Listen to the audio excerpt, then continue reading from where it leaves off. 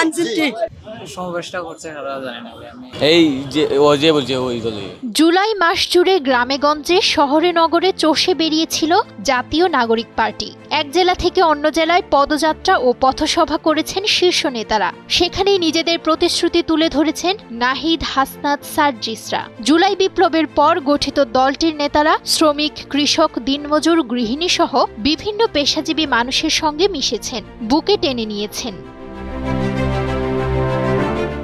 পুরো এক মাস পদযাত্রা শেষে ৩ আগস্ট রাজধানীতে সমাবেশ করার ঘোষণা দেয় দলটি। শহীদ মিনারের সমাবেশ নিয়ে শুক্রবার রাতে দলটির ফেসবুক পোস্টে বলা হয়, শহীদ মিনার জনসমুদ্রে পরিণত হবে। ৩ আগস্ট বাংলাদেশের জন্য একটি ঐতিহাসিক দিন হবে, এমন দাবিও করে এনসিপি।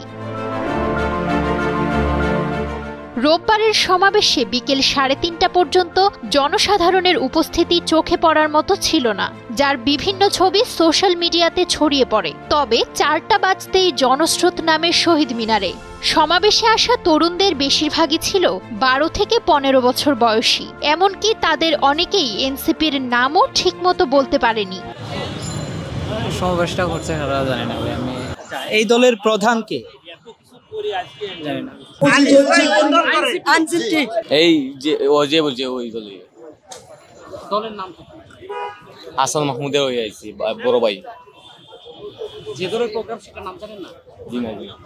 আমার বড় ভাই বলছে যে একটা প্রোগ্রাম আছে আসতে হবে, এই জন্য এসছি। না মানে দলের নাম বলেনি আপনাদের? জি না জি না।